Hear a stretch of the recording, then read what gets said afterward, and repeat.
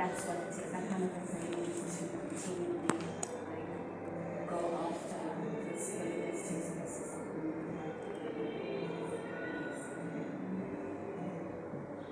Exactly. Cool. So I love music for a while. My father put us onto his CDs, playing music in the car when we were younger, and then music when we were in high school. My older brother and I. So it was like an extracurricular activity. There was a back room at home. My brother set up a studio. He discovered FL Studio. Started producing music. 2008, I got FOMO, or it got to me, and then I started recording myself. 2014. I moved to Durban. And my siblings and I, there's three of us, we're always pretty creative. We used to draw. We all took art because we loved art, visual art in high school. Then we get to choose our subjects. We still chose art. So yeah, we're all pretty creative. And then my sister, Dillian and Nonka love her more than they love me. But that's cool.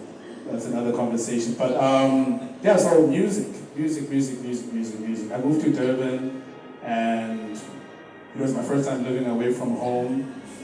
So there's a lot of things I've internalized as a child that started to come out, and then music became the outlet for that. But I actually moved to Durban to study graphic design. And I had never heard of graphic design up until matric during my LO class. Because I took history, I took art, and I took computer application technology. I didn't know what I was going to be after that. I just liked those things. And then the college I studied at, a rep came in LO and said, something mentions graphic design. My LO teacher looks at me and like, talk to him afterwards. I'm like, okay, cool, what is graphic design? And then, cool, but something I always say is, I didn't study graphic design to be a graphic designer. I studied graphic design because I saw it as a tool for what I want to do for music. So every time we were attending lectures, every time I got home, I was applying something. Illustrator, Photoshop, packaging a CD, designing cover art. And yeah, so I guess what it takes, I think it takes trying to tap back into being a child again, as far as what it takes to be a creative. I made these the other day. This is an album that I'm putting out in May. I've never put out like a proper CD before. One that's packaged in plastic. No, we used to just create them ourselves. But this, no one's playing, a lot of people aren't playing music on CDs, streaming. This is for my inner child. Yeah. So this is why I think it takes just be an inner child. You mentioned making a fool of yourself and getting up. Children a lot of the time don't care.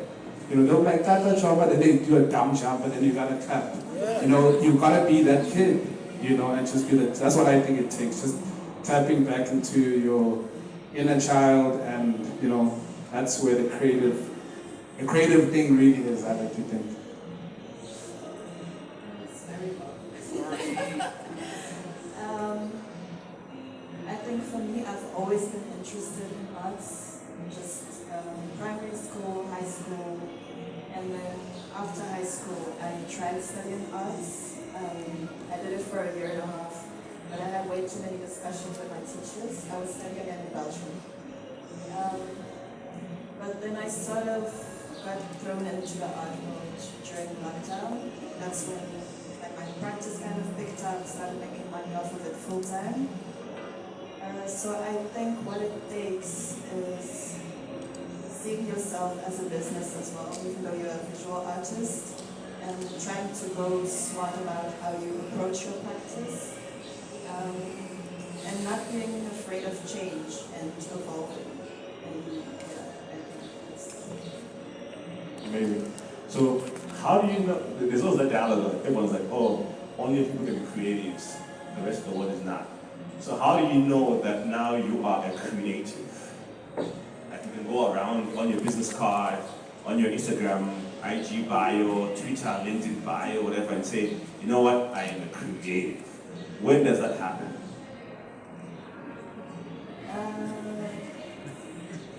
I think once you start making money off of it, like either part-time or full-time, and receiving positive feedback, the way people interact with your work. Yeah, I think you also need to be self-confident about it and make sure you like what you do as well. Because I think if you don't necessarily believe in what you make, it can be seen as a scam or, well, at least for me personally, it really sit there because I didn't like the things that I made myself. Thank you. Same for you? So how do you know that you are creative? Like for example, in music, right? Like music is like I think one of the most, how can I say, there's a lot of music in the world. So how do you know that now, okay, I'm a musician, I make music now, or I'm a designer, I now can design and stuff? When is that for you? I think it's maybe the moment you put something into the world, because a lot of the things are ideas first and they're intangible. It's different now in the digital age because you can't touch a Spotify, you can't hold an Apple Music, but you can't hold a CD.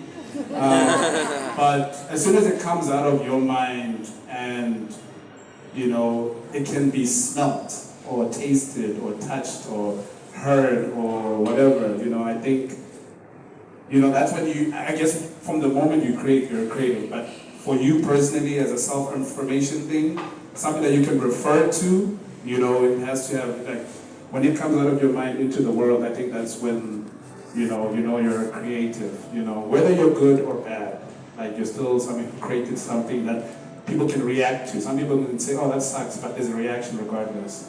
Or it's great, but as soon as it has some sort of tangible smell, looks, whatever, I think that's when you really know.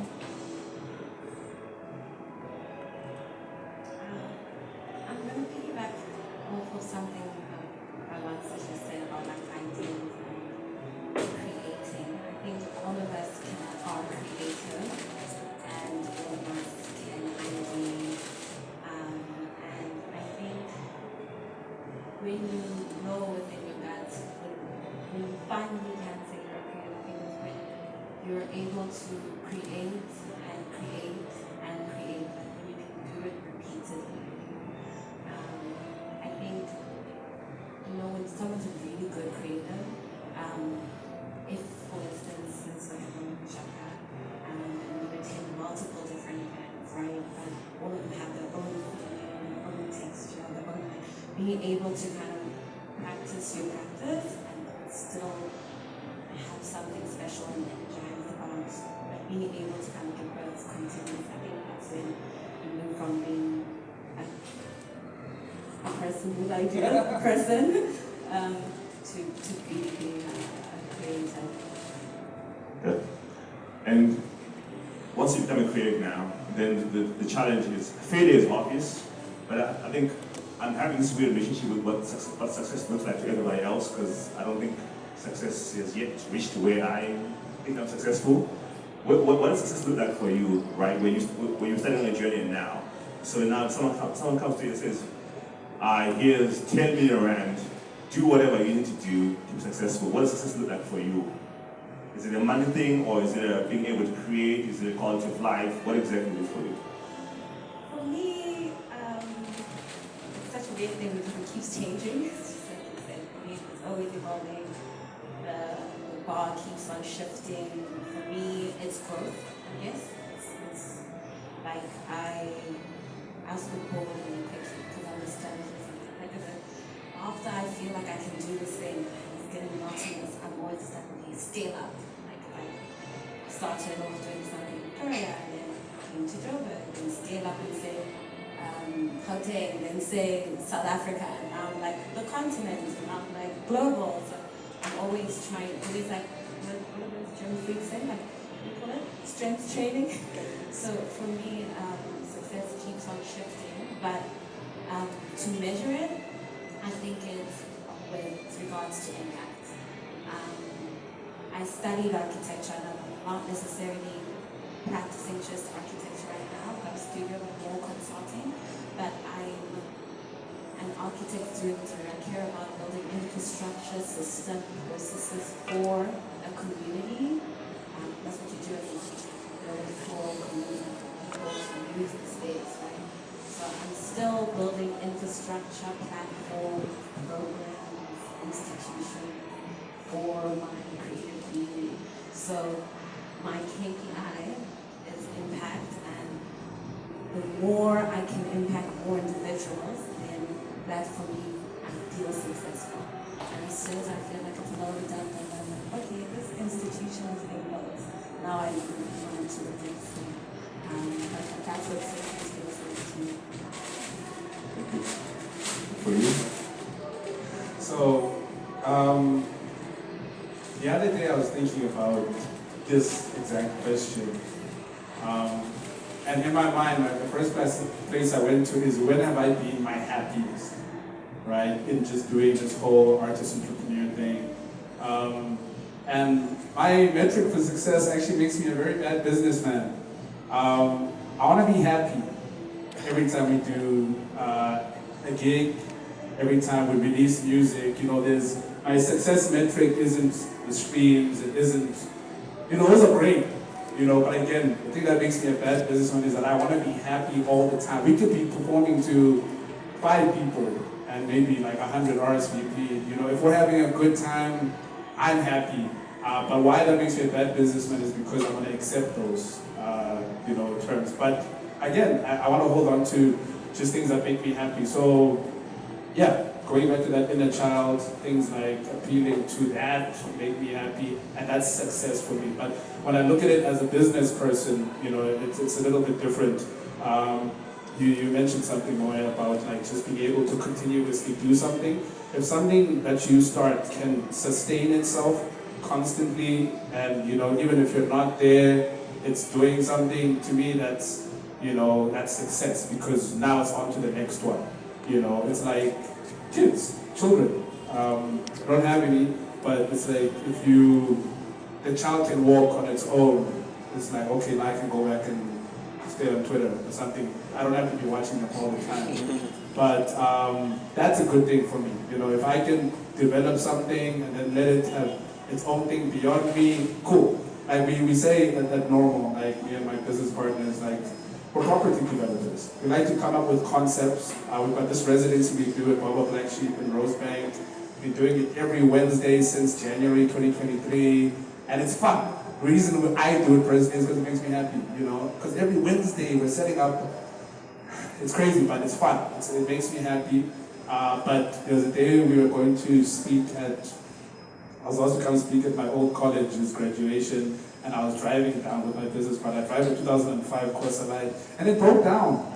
It broke down an hour out of Joburg, and then someone told us, sorry, this is longer than it should be, but someone told us, and then they helped us fix it, and instead of turning back to Joburg, we're like, let's just go, graduation's over, but let's go and relax. Let's go relax in Durban. And we went, and then the car broke down again. An hour before Pietermaritzburg. We get told, it's late, it's 8 p.m., we get there. Now we're seeing, because I booked an Airbnb in Durban. Now we're in Pietermaritzburg at my uncle's place, and now I'm thinking, hey, maybe if we can fix it, we can still go to Durban. Even just to sleep. Just to sleep on the bed and a nice shower or whatever. It didn't happen. And now it's Tuesday, our Wednesday gig is happening. That's next day. And now we're trying to get the car going. The car only left Pietermaritzburg at 6 p.m. Our show starts at 7. We got there at 11, and it was happening. They were like, see, that whole trip sucked, but the show is happening on its own. Success. So that was one of the first times I was like, okay, we can just build something, provide it, nurture it to the team, and we can move on to the next one. So success is sustainability, and it's also happiness. Yeah. I think for me personally, as a visual artist,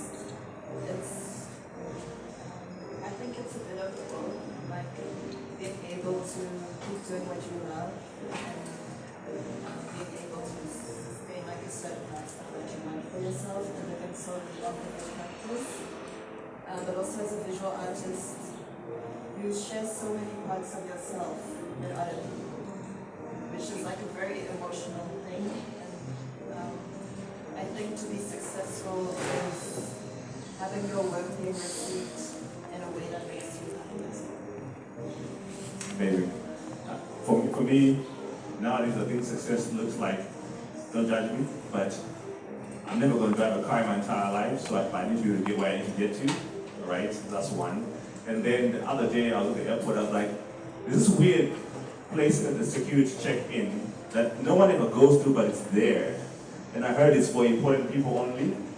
I was like, that's why I asked something. I want to be able to just go in there, in that discover something where there's no one in security, it's VIP, it's whatever. I think that's what success is like. Because I'm just tired. You know? I think being creative also, we don't want to feel special, but I could never exhibit because I can't paint. I could never have a music video because I can't rap or, I can't do that. But I think that's what success will look like for me, because then everyone's going to be looking like, who's that guy that's going through that soul checking on their own? I think that's my new success, I think. Because before it was for everyone. Sorry? Even as a creative. Yes. Yes. I think the work is easier now to create. I'm like my brother, right? I'm like the two of you. No one cares what I draw. Hey. Right? No one cares about that. My job is to create platforms for everybody else and environments for everybody, incubate everybody else. That's the easy part. That's their success. But I think, because I think for a long time, that's what drove me thinking that the more I create, the more I'm going to be happy. But then I realized the more I create for other people, the more I am not the one being fulfilled to everybody else. I need to find my own individual child success. Only now I'm starting to realize it. It's what can come to. And that's why I think it's those moments for me. I say don't judge me. I just want that gate. Yeah. And then I think my question before I allow the audience is, today's Freedom Day in South Africa, I don't know what that means, but what does it mean to you as a creative to be free? I think that's what the day is supposed to be. To be free, yeah. If there's such a thing, yeah. I think not being forced to make work that you don't want to make. Like just creative freedom, being able to do whatever you like and whatever you love. As long as it means something for you.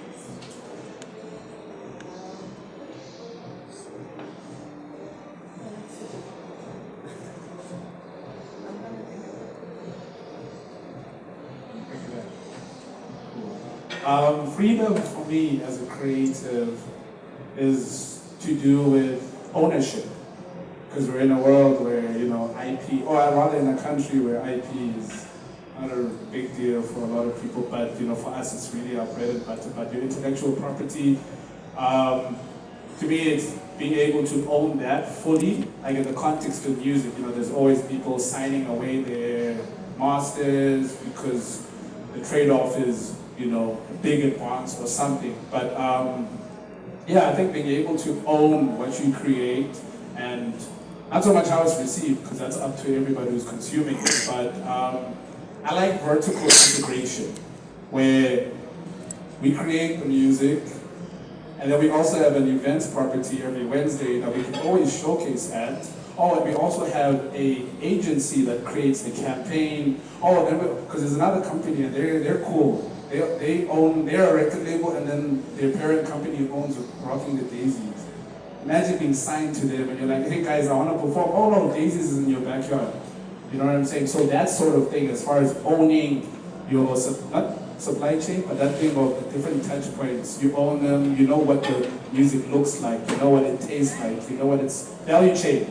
Yes, you know what I'm saying? So just knowing that each touch point, is catered to, and you have control over what that looks like each time, as opposed to just, being told, oh no, you're the musician, we asked for 6 albums, and you're gonna give us 6 albums, and then what they do with it, they do with it. So I like the idea of owning, being an independent creative. Does give you that opportunity. Obviously you get bigger and then you're able to partner with people while again still owning, but it's important. Ownership, IP. And that's freedom for me as a creative.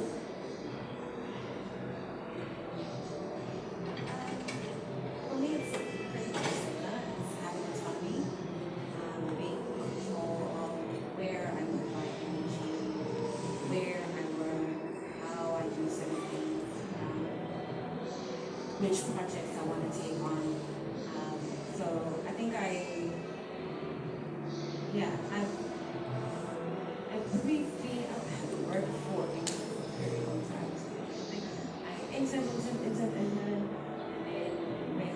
worked in like a corporate environment, quickly realized this is not for me.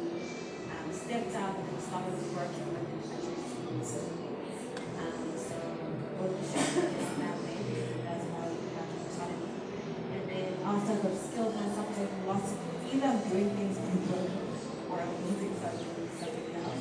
And then managed to put myself, and then I think for the last 5-ish years, if anybody wants me, I want to stay in that company. I'm investing my time, I'm also want creative freedom and autonomy to do my own certain things.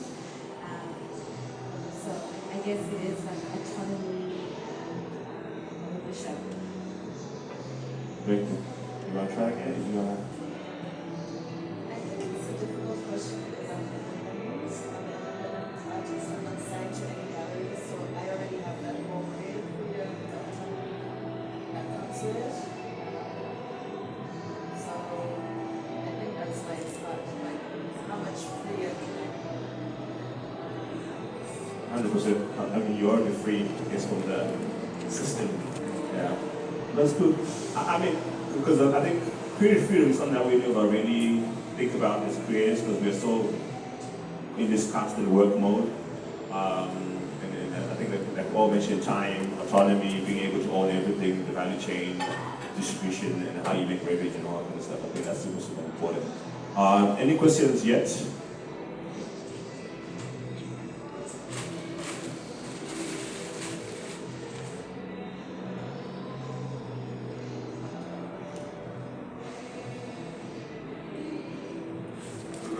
Hi guys, my name is Mduduzi. I'm not a creative, but I really am a strong appreciator of it. I wanted to find out, between yourselves, what has been the biggest contradiction between who you are and your work, and the pursuit of who you needed to be and your work? So for example, you work and you've got like a full-time job and you need to manage yourself and you're an adult individual, but you've also got this passion. Have you always found that there's always been strong synergies between the work that you do and who you are? Or have you created that for yourselves? Or have there been things that you had to lose in the process in becoming the artist that you are? I'm just looking for that honesty from you guys, because I think I said I did, I'm not an artist, but I'm just in another path and trying to really figure myself out. Thank you. For me, I definitely have to teach myself to have discipline in terms of admin and everything management-wise, because I do handle everything myself. And I think everybody struggles with emails and stuff, but as a visual artist, you don't want to deal with that. Like, you'd rather have somebody handle that part of the business. So that's definitely something I had to teach myself. Thank you. As far as contradictions, very few. And I say this because when I moved to Durban, which was my first time living away from home, clean slate, clean page, so I decided I'm gonna recreate everything. You know, there's things like, there's people who know me from Kokstad who just make me uncomfortable generally because I think the energy is coming to that guy from, you know, and I didn't like him much, right? So as far as contradictions, you know, I think everything is still on the script that I wrote, and it's like, okay, this is what, if anything, I created this by Ron's the character, who is very much completely based on my life. It's just, you know, it's nice to be able to refer to him as an idea, because it was an idea, but yeah, just writing and just living, you know, I always say with my music, this stuff writes itself, and I just make it rhyme, you know. So when it's presented to me, it's, oh, this is this chapter of my life, I'm gonna just make it rhyme. So yeah, again, speaking to the ownership thing, because I studied graphic design, I graduated. I didn't want to go into agency. I almost did. I sent in my CV, and then, yeah, between the yes and the sending the CV and the interview, I changed my mind. And I was so anxious because it's like, okay, yeah, there's obviously a little bit more money there in the agency, but I got a little kid, and that is Normal, my little company that I had started. So I think from the jump, it was always like just writing new chapters, writing my life, and not even just the career aspect, just the life in general. I'm also a romantic, so everything in my life is exciting. When I open my eyes in the morning, Netflix up, because not everything is like, this is episode whatever. So I think just looking at life like that, maybe I also might have control issues, because why am I trying to, there's things that I can't control, but there's things that I'm learning that would be contradictions if I didn't identify. It's like I realize I'm pretty avoidant, and it's something that I'm working on as well, but those sort of things would have been contradictory, if I wasn't fully aware of those things. I don't know what the second part, I can't remember the second word is. Sorry, the second part is just how do you harmonize who you are? Okay, fantastic. So, fortunately for me, again, I've chosen the career that I've chosen, which is an expression, and my music is autobiographical. So again, just being a romantic, you romanticize the heck out of all of everything, from the rollout campaign, from the narrative, and all sorts of things. So, yeah, and then I think from a structural perspective, Normal is a creative agency, record label, and events property, but at its core, it's just a label, because we love working within the music space, So our portfolio online has a lot of the rollouts that we have done, a lot of the cover art we've designed. So from the label, the agency becomes like an offshoot of that speaks to what we're already passionate about. Events as well. Again, that's just an extension of that. So just keeping everything inside that vertical integration I was talking about. That's what we're trying to build. It's not the only thing that pays the rent. A lot of the time, because it's the agency, we do service other clients that aren't in music, because I guess, sometimes music is like shredding money, for the most part, and there isn't a lot of money in music. So we'll service it's a digital health company, and then that money's gonna come in, they're gonna put it in music. We're gonna go shred it, we're gonna go burn that money in music, and then we just keep making it back. So we just want to do what we want. I personally, and I don't want to shoot myself in the foot as a service provider, but if it doesn't hit my spirit, it's basically a bad service provider or something. So okay, cool. If I'm a bad service provider because this is not a brief within music, let's get other designers to do that work, but I'm going to focus on the thing that I need to do. Like my body calls me to do stuff within the music space, and that's how I keep that, because they're not very inconsistent otherwise.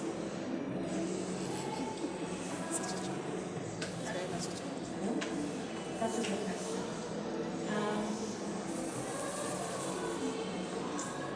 For me, I struggle with black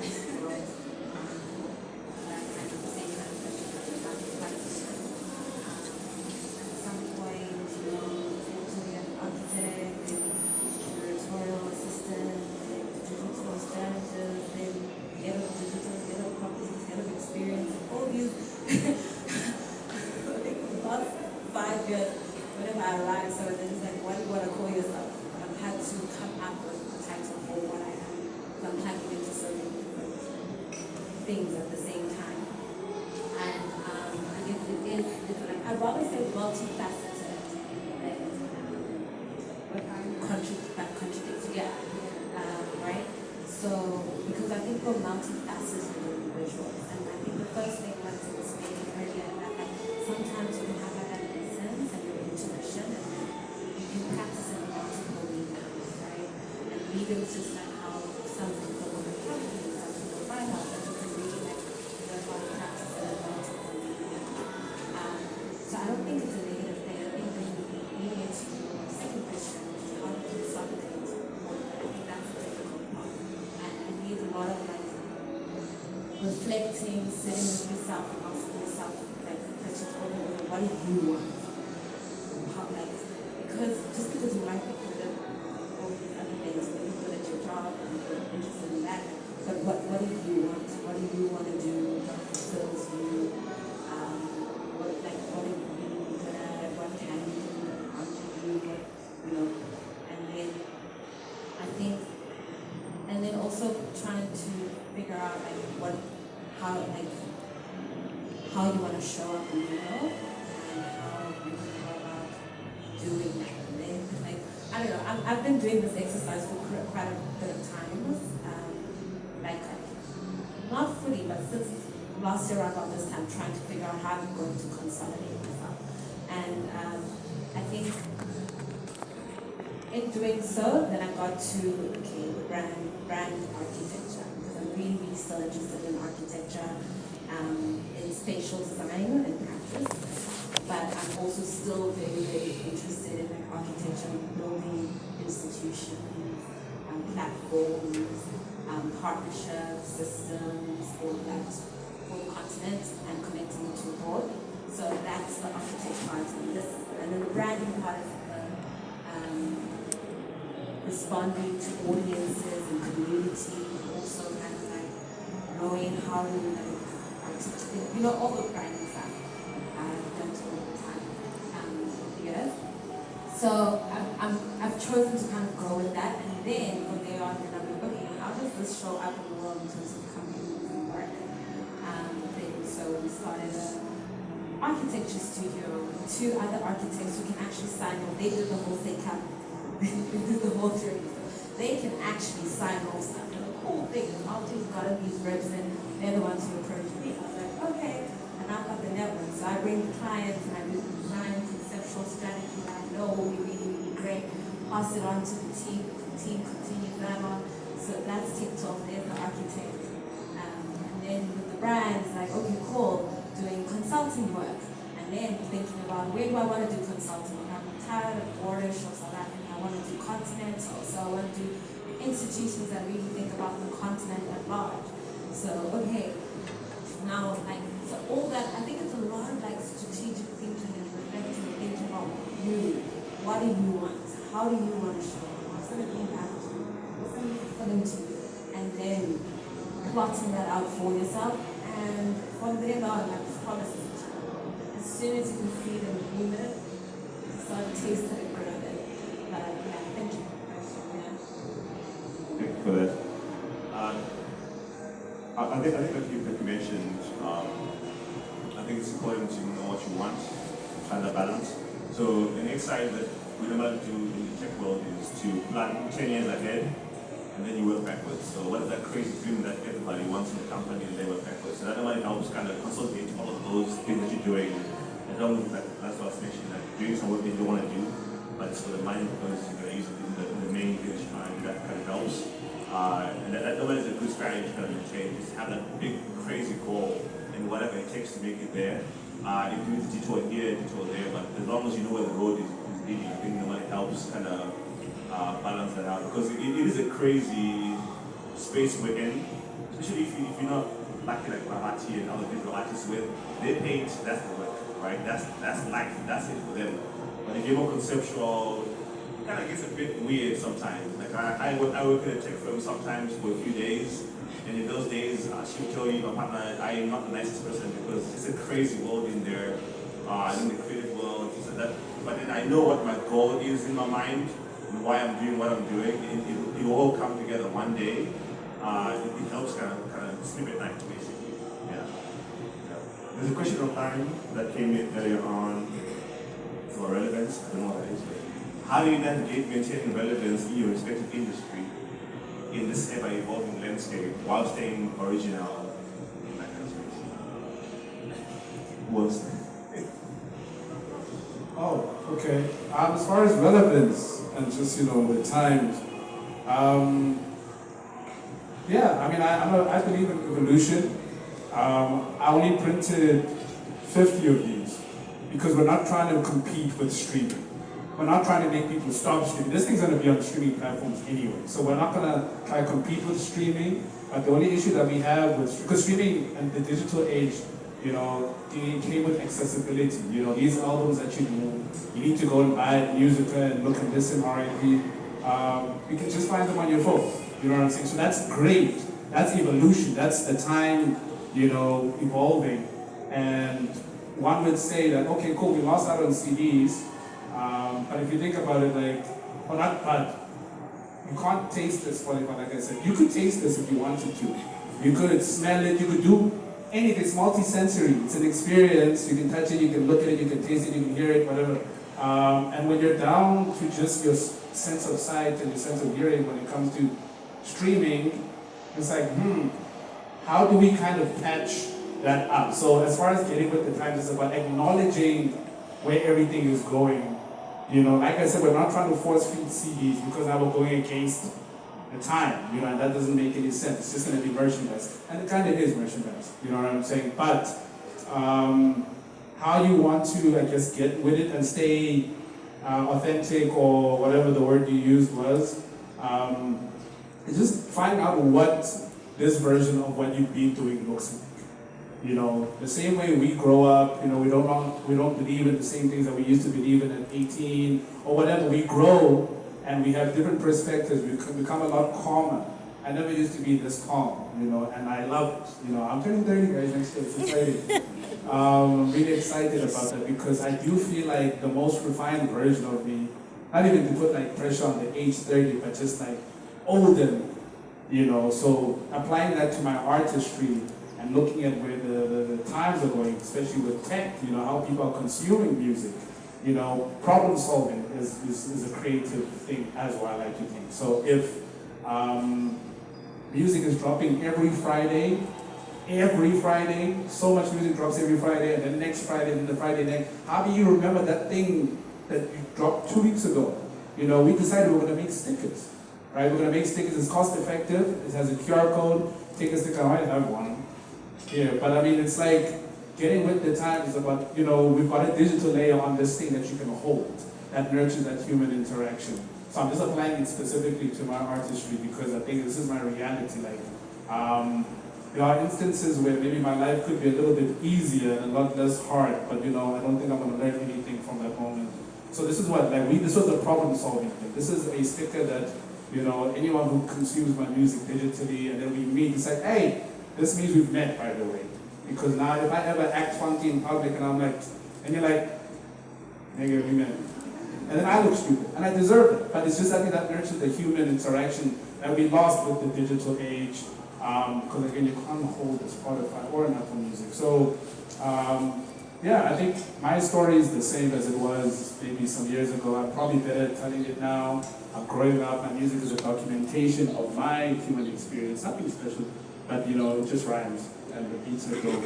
But what it looks like in the digital age, is really up to what is at my disposal. And I also like to stay close to the internet. Because you don't want to be out of touch. You don't want to rebel and say, guys, I'm not putting my music on Spotify and get it on the CD. Okay, 5 streams then. 5. That's cool though, because if I sell my CD at like $200, you know how much streaming is it? 0.000 whatever per song. So it doesn't make business sense. And so, again, getting with the times, I've decided that we're not going to look at streams as part of our success metric anymore, or it's not going to be right there at the top anyway. We're going to look at the value we can create as a brand. So it's brand-related revenue. Now, you guys know the music. Now we're going to put you in a venue where you can see it live, you can buy merchandise, you can taste whatever. It's a multi-sensory experience, and I think the game is really at brand-related revenue when it comes to the future of the music industry. There's streaming farms. There's people who are streaming millions because there's farms, there's phones that are streaming. You can't compete with that. So why are you putting that so high up on your success metrics? You just park it. It's a nice to have because Spotify shows you, oh, this song has been streamed this many times. It's PR. But if you see through that, you're like, it's fine. I'm still gonna make more money from products, and that's brand-related revenue. So yeah, it's just about adapting without changing too much. Thank you.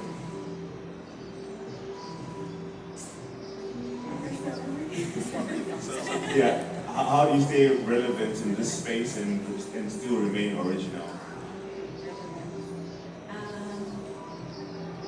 That's a good question. I think for me, not necessarily about music brands I'm representing. We have multiple company sustain. So I'll use, for instance, bubblegum as an example. When I arrived in 2021, or 20, not sure about COVID time. I sat and I started the researchers, like sample analytics, looked into what are people, what is the audience like, what do people enjoy. You can actually go really deep, look at like their interest level. And at that time, just after COVID or during COVID, so a lot of people were looking for opportunities. So it's like sometimes like listening in on what the people are saying, at least like with the time of work, and responding to that a bit, or choosing something that like reflects your ethos and what you're saying as a brand, and building upon that to serve your community. So for instance, Mamakashaka Friends has been a platform for young individual creators, da da da da. Then we look and we see, okay, the analytics is saying our audience looking for opportunities. Okay, now we're going to start an opportunity tab and look at all the different opportunities and put them all on one side so that it's easier to navigate. Cool. One. Then we're like, okay, then we're going to start creating opportunities. Let's actually open a residency. Let's open a gallery, a studio, do few residencies, and then afterwards exhibit. Or, and then it's because we have a publication, maybe we could even like allow stylists and photographers to come on to some of our production, maybe intern, and then, so creating all these opportunities, we managed to start to really step back into ourselves, grow our audience, get more engagement, following Twitter, more people on the website. So like doing things like that. They're really tuning in and listening to the audience, but still kind of keeping to ethos of the brand. And then for instance with the company I'm consulting for now, Alara, that's based in Lagos, they're turning 10 next year. And they're like a concept store based in Lagos that gets design, that supports designers, creatives across the continent. And the cool thing we did now is like we're positioning it as like a Laura world. So it's like how do we take these individuals and creators on the continent? Because now it's cool to be African, it's cool to come from Africa. It's like the platform is ready. How would you say really get them there? So last year with collaboration with the Brooklyn Museum, to 170 different designers from the continent created and tagged along, and was the tail end of the Africa Fashion Exhibit. See the exhibition and then get to the end, we encounter the space with like 170 different designers from all the way from Cape Town all the way up to like Egypt. So we had like some home from Egypt, different products, furniture, and also activated the store with musicians from the continent. We had Ashake Khan, we had this person come up, really connecting. Now we're doing it, we're going to do it in LA, we're going to do something at the Olympics. Some fashion designers from Joburg, and fashion designers from, that kind of stuff. It's like responding to the zeitgeist, responding to the audience, and like connecting the zeitgeist, the audience, and your brand ethos. I think that those three like keep you relevant. Thank you. I think as visual artists, there's this pressure of we think if we want to stay relevant, we need to put work out there, like constantly produce. Whilst I think you shouldn't be scared to evolve and to change, and just take your time to rest, look at your practice, reflect on your failures, pivot around, and just making sure you put work out there and instead of constantly producing. Thank you. Questions? I think there's two.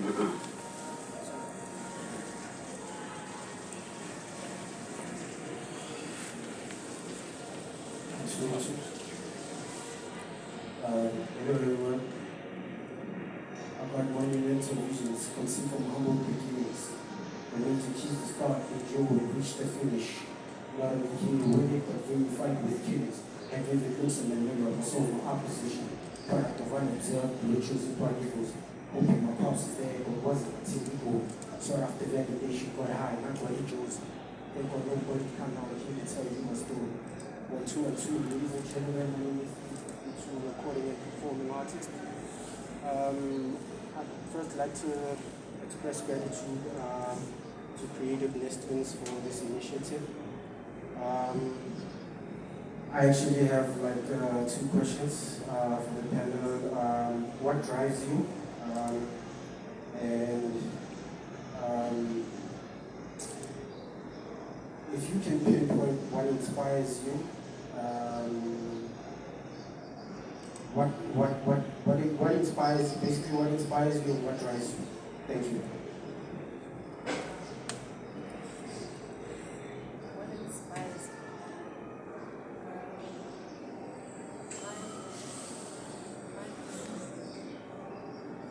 My practice is about creating a sense of hope and looking for a sense of belonging.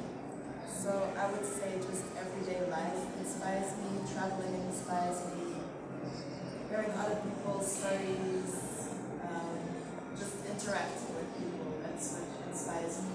What drives me is just being very passionate about painting visual arts.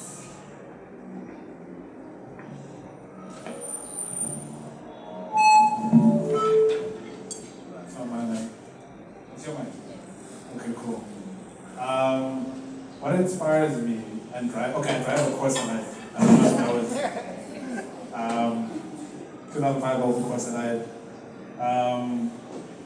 What inspires me? I'm inspired by world building. You know, seeing what Walt Disney did with Disney World. These people didn't exist prior. Now there's a whole world. I mean, the fact that they have a physical, you know, it just maybe inspires me to like really expand on my imagination and its potential. That's what I mean, right? No, okay. Yeah, it just really inspires me to know that, okay, cool, there's so much one can do. You know, there's another friend of mine who is also a client. He scoffs at the idea, he's a musician as well. He like the idea of keep the main thing as a musician, you know, definitely an ego thing. It's like, no, my money's gonna come from music, you know. Meanwhile, that man won Best Dress at GQ, that's a bag for him. People like him when he's next to his wife, that's a bag for him. You know, ignoring all of that just means, I don't know what it means, but just opening yourself up to just like the world, you know. And I like cartoons, you know. I like the fact that something existed in someone's head, tying back to Disney World, and even Apple. Just like your imagination finding a form and impacting people and affecting people and touching people, you know, Apple, Disney, those things inspire me, you know, when I look at my artistry, beyond just being an artist, you know, the kinds of, there's lyrics, man, you can turn into merchandise, you know, and there's characters you can turn into toys, you know, that thing just makes you like, yo, there's so much, because sometimes I feel like I'm a little bit lonely. You know, and some of the reasons I make the music that I make or write about what I write is because I can't find it online. You know, I can't find it on one's album. I just want to feel, you know, like I'm less alone. You know, and ironically, the entrepreneurial journey can be very lonely. You know, eventually you find a community or you build a community. But I'm very much inspired by things that can be experienced by everyone. Like Disney World, like Apple, again speaking to a personal thing of mine, which is this loneliness thing that sometimes I'm too proud to admit that I get lonely. It's just like a pride thing, and not even romantically. I mean, just in general. You know, I've got these ideas, I've got this way of thinking, and sometimes it just needs to impact enough people for people to be like, oh. Okay, cool. You know, so just referencing the residency we have at Bubble Black Sheep, you know, that started off as just a residency for me. After 3 weeks, 3 Wednesdays, I was like, I don't know if I'm as interesting to. So we invited guests, and now the community starts to grow. You know, no one asked for live music on a Wednesday, but now, you know, we take it away and then something's missing. And I love that. You know, that's our, you know, sharing our thing with like-minded people. Like, oh, Katia, now you also think like this. And that inspires me. Just world building and communities and, yeah, just being a little less lonely, you know? Yeah.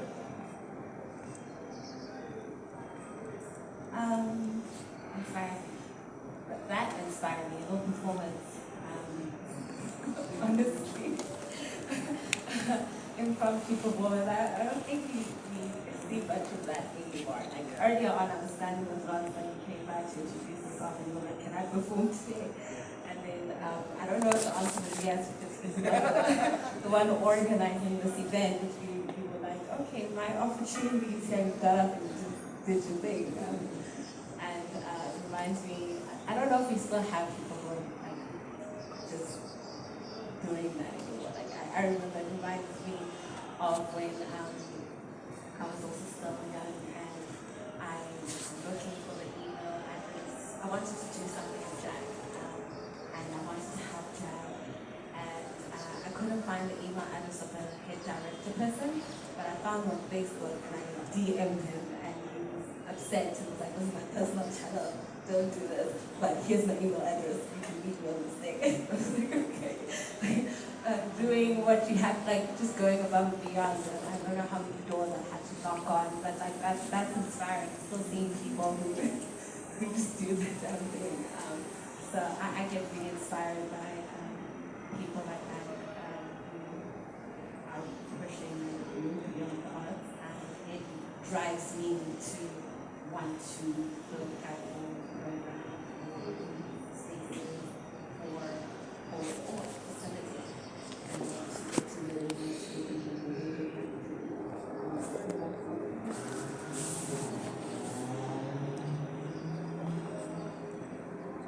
What? Oh. Next answer. Person. Alright. Hello.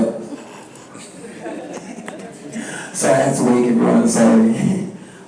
My question actually goes to, oh, first of all, thank you, Creative Essence, for like bringing such a varied group of creatives such as yourselves. Because one thing I'm kind of seeing from everyone is that you guys each exemplify different elements of creativity, both in the purest sculpture and physical work, to even more of entrepreneurial creativity in music, and then also a lot of creativity both within architecture and I don't know, corporate and business enterprises, as I'm trying to get.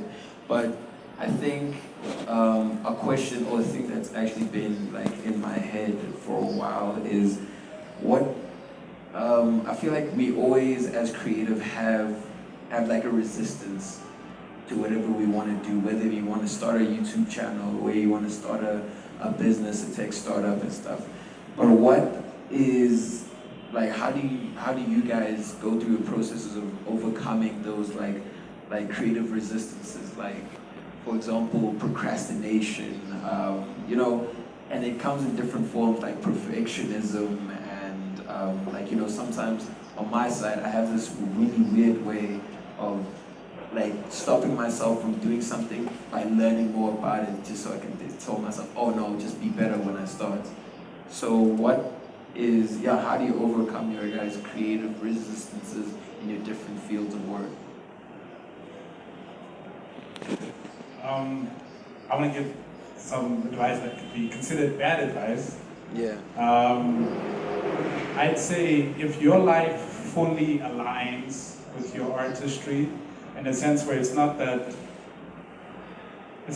just you and then your creative practice. Terrible advice, but this is what's working for me.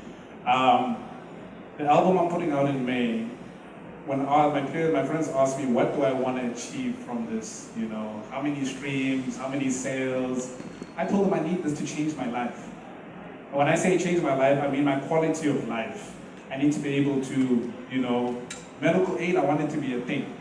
I think that isn't true, so it needs to be consistent. These are life things that this piece of art needs to change for me. And not the music, not just the music, it's the way I'm gonna kind of world build around it. It's the way I'm gonna leverage, what I'm gonna do, everything I'm gonna do around the music, because the music is not gonna play the role of changing my life. But the strategy around how we put it out, how we, let people experience it, that needs to be something that changes my life in the form of, I like what you did there, can you do it for my artist? Can your company do it for my artist? Or hey, we like what you did there, can you come perform here, or can you come speak here? But the metric or what it needs to do, bro, is it needs to change my life. And as a result, procrastination to do something like within this project means, I don't mind not having medical health for another 2 months. No, I mind. I mind as fuck. So I need this to happen. And why it's bad advice is because operating from that place of desperation, you kind of don't know when to knock off. You start to deprive yourself of sleep. You tolerate that shitty office chair for a little bit because you need to be in the office. But, I feel like without even like sugarcoating it, man, this project needs to change my life, my quality of life. My quality of life needs to change. I could be eating so much better. I have excuses that I make, but I just say, you know what? I want to get to a point where, I don't need to make excuses anymore because at least because I always say, man, like, Maslow's hierarchy of needs? At the bottom is physiological needs, like food and everything, and then at the top, self-actualization. That's where I think art belongs. Because you can't take your $15,000 piece to, someone who is hungry and say, hey, this would change your life. Somebody has to choose between my concert ticket and bread, so I'm there like where I feel like, you know what, I think I'm pretty good at what I do artistically, and a lot of things are like, a lot of achievements, a lot of opportunities, a lot of the time aren't based on merit, so you gotta play the people game. Kendrick says on this new album of his, I'm not in the music business, I've been in the human business. And that makes so much sense. Who's experiencing your music? Other instruments? You made this album for a saxophone? No, you made it for a person. So it's important to engage with people. And as part of like being a musician, I think going out. I'm lucky, I like to have a good time. I like people, but it's part of my job. Because I don't know where we met Dillian, but now we're here. I mean, now we're here. And I just had to meet him somewhere, not, just online on streaming platform. But basically my point is, as far as solving for the procrastination, bro, sometimes your life has to depend on it. Sometimes, and not even for the creativity. Like what I was saying to Dillian, like there's something that will pay the rent sometimes. Certain clients, certain jobs that I'd much rather not do, but I'll do it anyway because I have the capacity. But I also don't want to work a day in my life. That saying about, if you do that thing you love, you won't work it, that's what I want. And I also think I'm my best when I'm doing what I love and when I'm in love. So if I can do those two things and operate from those places calm, then I'm untouchable. Then these big bags come that can allow me to afford medical aid. You know what I'm saying? My course of life that I was telling you about, it breaks down every 2 weeks, bro. I don't have it right now. It's in the garage, so quality of life. I could break down anywhere and then something bad happens. But if I can afford a newer car, and if this is the thing that's in my way, I'm not going to procrastinate for shit, bro. So find a way to make it tie into your reality. Don't be Superman. Be Clark Kent, whose Superman logo is on his suit all the time. You know it's there. You don't need to hide. So, I mean, yeah.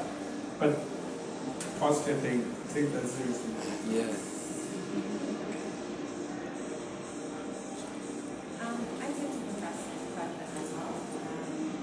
But I think what helps me is when I know I want to do something, once I figure out the whole strategy plan of what I want to do, the thing that I know I want to do, I find someone, like a partner, like to keep me accountable, that is interested in probably going in that direction too. It's like, if you want to go exercise, you find another person who wants to go exercise, and you guys keep each other accountable, and go to the gym together, things like that. It's like finding that community to help you along the way and keep you accountable. Community is so important.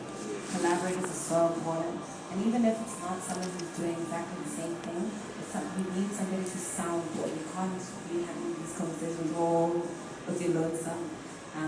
So I think having those soundboards, having community, it doesn't have to be lots of people, just having a partner to go through the journey with you, I think makes things even easier. I think the most important stuff has been said already. For me personally, I have ADHD. So that does come with,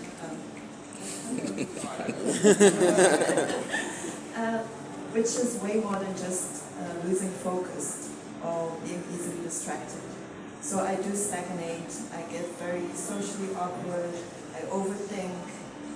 So I think the most important thing when those things do arise is not being too hard on yourself, being kind to yourself, and then also community, surrounding yourself with people that are going to help you when it gets tough.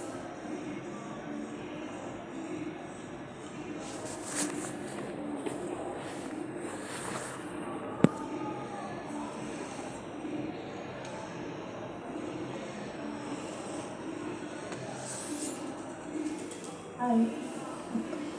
I'm Chantal, and I'm studying at the National School of the Arts. And I wanted to ask, right now, you can see yourself as artists, as creators, right? You are established in a sense, depending on how you feel. But that journey from a student, right? Like you said, you had to move to Durban. You had to look at different types of careers, right? You had to change. How did you navigate that? How did you go from just someone who wasn't sure what they wanted to do, someone who had to move places, who had to do certain things, right, to get to where you are now? What was that journey? What aspects of, would I say, this would be a second half of my question, your personality did you have to change or evolve? What did you need to pick up? And so on. Thank you.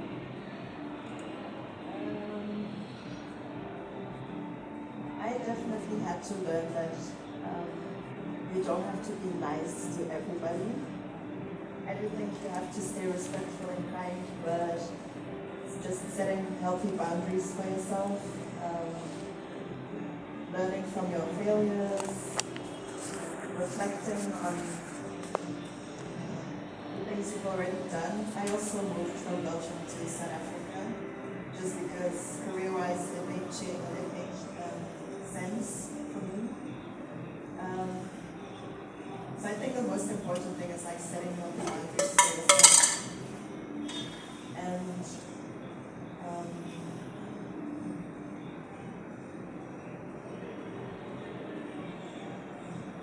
I wanted to say something else and I lost my train of thought. But yes, setting healthy boundaries. Thanks for that question. I think allowing yourself to experience even things outside of your sphere of interest is always like part of the journey. Being an artist, musician, a lot of my career has been me, you know, a lot of the time very ego-based. And it comes with a level of entitlement, just speaking as a musician, you know, who, you know, is booked on platforms, who, you know, if I decide I'm just a musician, then I'm literally relying on everybody else's platform. And I feel like I deserve it because I'm good, right? And that's obviously not terribly realistic. I don't want to use that D word. You know what the D word is? I don't want to use it because I think it helps, you know, but on my journey as a musician, we started doing events, like in the last couple of years, specifically that one that I keep referring to, the Wednesday residency. And before that, I had zero empathy for promoters. I had zero empathy for the people who curate these things for us. I get here, where's my Red Bulls and my monkey shoulder? Probably sponsored the monkey, I'm joking. You know, there's that entitlement. And then we started doing events, guys. And now we're booking artists, I'm booking artists. And then I just developed this incredible level of empathy for everybody else who's working in the music industry, from the people who are booking, people who are setting up sound, you know, everybody who's playing a role in an event, you know, from the time it starts or from setup till late, and you're the artist and you arrive for an hour and you're done. You know, it just changed my whole perspective, you know, and this is something I gained by allowing myself to experience. So again, I think something that's important when trying to figure out you know, when you're about to go on your journey, is what your true north is. You know, and if that's the challenge, then I'd spend more time maybe even experiencing things. Because again, if I just said I'm going to be a musician, there's no way I'm picking up a speaker. We use these, by the way. We love these. Where's Nandi? We love the EVs. They're great. We've used them before at our gig. And I know how heavy they are too. I'm not supposed to know that if I'm just going to be a musician. So I've allowed myself to experience everything else. And since last year, January, when we started our residency, I can host events now. I perform every Wednesday. I refine my performance. I know that I love emails. I love admin. You know, it's fun sometimes. Just like there's this thing I put on, and I think you guys should check it out. It's an email tracker, so it tells you when someone's opened your email, just so it affirms you that oh, there's a human behind that thing, as opposed to just like oh, info@oneman.com, no one's there. You know, but there's people, and then you just gotta say there's an art to following up as well. Hi, just following up on this. Oh, sorry, there's in my junk mail. Yes, we can do this. You know, so just doing all these things has made me, I think, a better creative. And these things, a lot of them had nothing to do with creativity. Hearing that had nothing to do with creativity. You know, so as far as the journey goes, there's going to be a lot of these things, and it just mustn't deter you if your thing is there, because one way or another, the road starts to get straight, and maybe it might be disappointing and boring when it's straight the whole time. Maybe you just like pain, you know, but, you know, it's just allowing yourself to experience things. When the homies say, hey dude, let's go check out that event or something, you know, stay in your yes bag for a little bit, and then at some point in your no bag, just so you can process everything. But, you know, it's just, for me, it's just being open to experiences, as long as, you know, it's still, that true north of mine is still slightly visible. Because some of these things will take you on a crazy detour. Next thing you know, now you're a promoter, and it's like, I thought, but I'm a musician as well. Yeah, but can I perform? You know, and like, sure. And you just gotta go and get back to being an artist, I guess. But yeah, it's all one thing. I don't think it's one thing.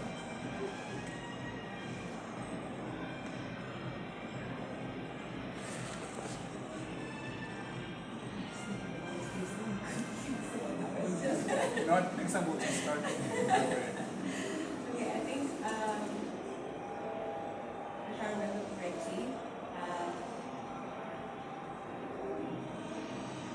I'll let him go about what he was explaining about experiences. I think it's important to experience as much as you can, especially if you're like still younger, explore, experience, absorb as much as you can. Absorb from all the individuals around you, like all the you are still like willing to share knowledge. I think experience and absorb as much as you can, and like just follow your intuition. That's what I was going to say. Like I remember a podcast that I listened to. I don't remember who was on the podcast, but it resonated. There's something that they said that resonated very deeply in me, which was that I think they said something about how everything we need has always been inside. Everything that you need, the person that from the moment you're born, all of that is there. And like, I wish I trusted that aspect of myself like way earlier, because I struggled with always wondering, am I on the right path? Is this for me? Like, and only now when I'm sitting here now, I'm like, oh my gosh, all of those things come together, and that's what makes me so good at what I do. A little bit of what he said, like, because I can do all these different things, and now as I'm hiring A, B, C, D individuals, I know how it's done. But like, I think enjoying the journey and trusting that like you're on your path, and then two, I guess challenging yourself. Like I think that also that just enjoying the journey, having some plans, allowing yourself to fail, giving yourself space to re-look at the plan, reorder the plan, go back out there, experiencing, enjoying, allowing yourself to fail, come back, renegotiate, look at the plan, go out there, because failure is also a big part of it, and that's how we learn. A friend of mine keeps saying that like, I love doing difficult things, and I think that's how you grow, and that's how you discover yourself, like just jumping into the pool, that's how you learn how to swim. And I think that's how doing that over and over, you find yourself in that, and then you're able to consolidate yourself. But have fun, and don't take it too seriously. Not yet.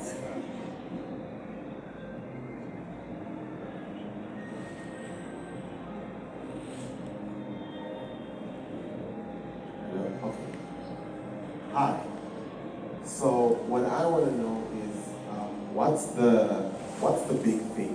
You know, the big thing that you're looking at and you think, oh, this is it might never happen, but this is what we are working towards, what I'm working towards. So, for example, to personalize or to give context, we run a magazine, a digital magazine about visual art. It's called the Visual Republic. And the big thing with that would be to create this community of both visual artists and the entire value chain, the entire network thereof, which includes the galleries, which includes the artists, which includes the suppliers and all of that stuff, and make it one big community where people buy and sell and leverage all of these things within the same network.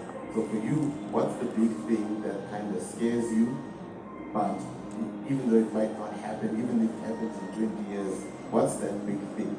There's no end goal per se, because there's never an end goal. The whole point is just keep learning. But what's the big thing that you look forward to, that you think, yeah, this is where I need to go?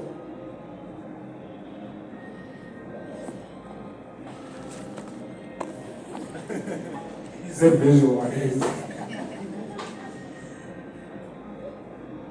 think it was directed to all of us. What's the big So yeah, it's for everyone, not just the visual artists. Yeah, thank you. Yeah. I mean, it's what you said, there's no end goal. Certainly, like, yeah, I do have aspirations in certain places in the world that I would like my work to take me to. But at this moment, what's the big thing? I think I'm just happy that I'm still doing what I love and I'm able to live from it. So, I want my own version of these, right? Oh, it's not the biggest, it's one of them. You know, this is just to say that a tribe called Quest were only able to have a collab like this because they were very intentional about the visual identity from the jump. There's a lot of hip-hop artists, hip-hop groups that were around that same time who don't have this. Because they said, okay, cover art is just me doing this. And then that's it. But Tribal called Quest said red, green, yellow, and black. So this is the kind of impact or access I want, you know, all this IP, all my ideas to grant me. Like, this is just a partnership. This is someone else's property, but, you know, I mean, I want to make my own shoe. But I love that. And I think just wearing this shoe, being a hip-hop artist myself, I'm inspired, you know, and then that's where I got to the conclusion that, oh, they were intentional from the jump about their brand positioning, their brand identity, to a point where now, years later, that first cover art they put out can now be synthesized and its identity can be turned into a Vans collaboration. I want to create a lot of things that, you know, give me intellectual property that we can now make a move. You want to get into film. Do you still? You don't look like you want anymore. But yeah, I want to make films. I want a Disney World. The thing is, doesn't scare me. I just know it's what does Thanos say? It's inevitable. You know, at this point, it's just like a matter of just doing, and then someone's like, hey, dude, you should make toys of those characters that you put out on the other album. You know, things like those. I want to bring things into the real world that I can take home and say, hey, instead of saying, Mama, my song got 1 million streams. What is that? But if I come home and say, oh yeah, Mom, Opal gave me a new car. You know what I'm saying? That's something that's measurable to you, but it makes sense, you know. But this is just to say, I want to create forever, ideally. And I want to, you know, have a Disney World where, I mean, it's a lot of things. There's a lot of things at Disney World. The cartoons, the products. There's just so many things under that umbrella that is Disney World. And it's a physical place. So converting it from here into something on the internet into a physical place is the trajectory I want to be on. I want to have music properties where like-minded artists, when they come into the country, they're like, oh, we definitely want to go to that one because now we've made enough noise and people know that this is the reputation we have.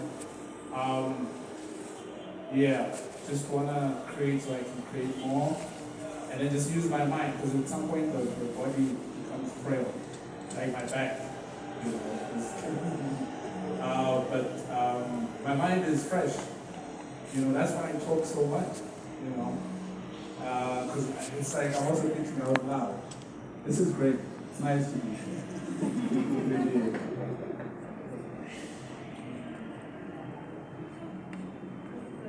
Serious question. I'm a big ideas person. Big ideas person. Very big ideas for me. So the ideas right now, like I was with a friend yesterday, and we were laughing because I think I'm like in the big idea. So it's not too far fetched, actually, in operation and moving. But it's like it's a big cross-continental play, and it's like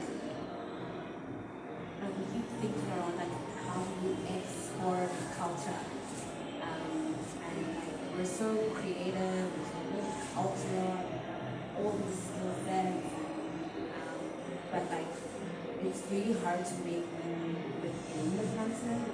We don't have a buying power.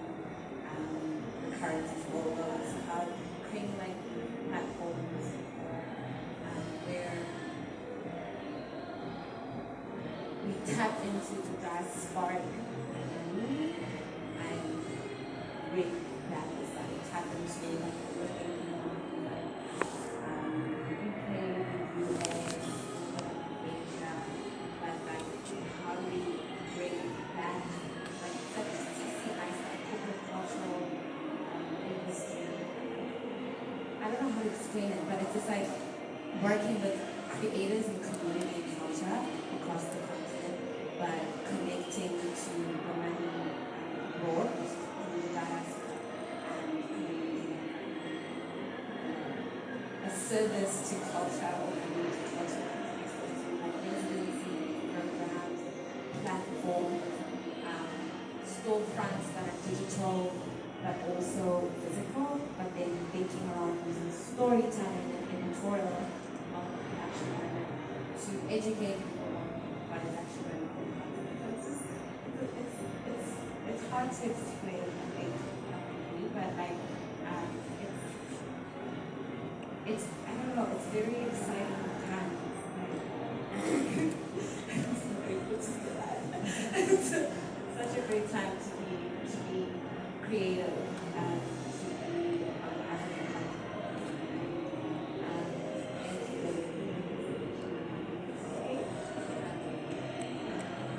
One last question.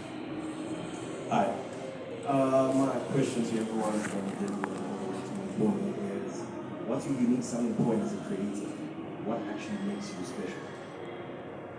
I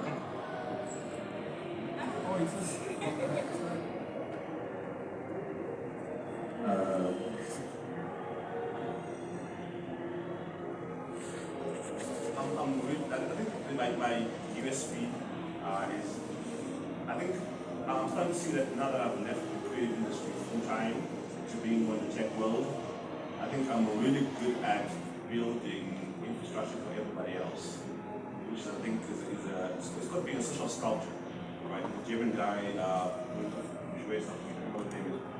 out with this idea that they are being able to create environments for everybody else to thrive.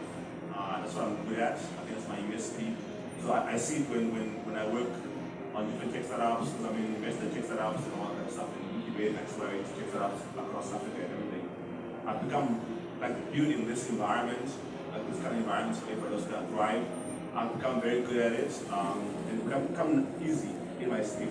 All right, and I think the issue is like we talked about, but it's not. I think I have been changing it now to meet the demand of what I'm good at, because I think I fear people too much. Like my social battery this last 3 days is on zero. After this event ends, I don't exist for the rest of the year.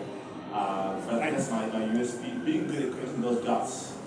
I think I'm brilliant at it, I get paid quite well for it. I also about the creative industry, and like what I was talking about now, I'm trying to figure out how do I bring it back into the creative industry, with the infrastructure, those resources and all that kind of stuff. I try to hire her to run creative things, and hold her. But still trying to figure that out. I think that's my USP, that I can create, if you go, put me into a room with the biggest of owners and everything, I think I'm good at bringing them to the ground and putting into a room with young people, trying to figure it out, get them to the top and all that kind of stuff. I think that's my USP, being able to do that thing. I don't know how to play it well. Yeah, I think that's my USP. But I guess you never know up until, you know, something else.